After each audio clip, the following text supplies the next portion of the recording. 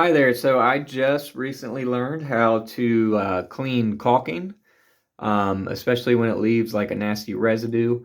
But I thought I'd share that with you because it's pretty simple and it really only takes 3 steps. So right here around this pipe, there was some old white silicone caulking that had cracked.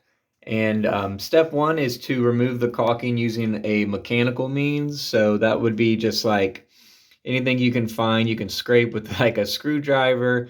I ended up using like some sandpaper that uh, on this tile here, and it doesn't scratch the tile. Sometimes you might want to use like a putty knife, a utility knife, but you want to mechanically move as much as you can before you get to the chemicals. And then in step two, that's when you're going to use your chemicals. And what you want to do first is use the mineral spirits here. I like to use an odorless because mineral spirits can really stink.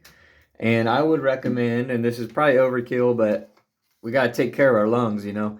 I'd recommend putting on an organic vapor mask if you're in a tight space like I am in this tiny little bathroom here, or at the very least, you know, ventilate with uh, with a fan.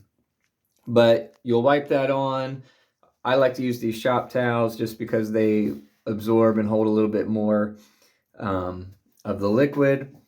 You know, rub that on there with the shop towel where the residue's at, and then wait about 15 minutes for it to dry. And then the mineral spirits will actually leave a little bit of a film. So you'll want to come back in for step three. And you actually want to use 90% alcohol. This is all I had, but I think it'll be fine. And you do the same thing. You just wipe where the mineral spirits were with the rubbing alcohol. And then again, wait 15 minutes or so to let that dry. And you don't come back in with water or anything. And you're in good shape to apply some new caulking at that point. And I just wanted to recommend, if I can find it, here it is. Um, when you go to apply caulking, it gets kind of confusing or go to buy caulking rather, because they have so many different types. Like this came in the Supreme, but also the Advanced. But I think it's probably worth a little bit. It's like $5 extra for the Supreme because what it does is it's more flexible, like especially on a location like this where this pipe might move. But really anywhere, I think it's better to get a caulking that's going to be a bit more flexible, supposedly lifetime mold free.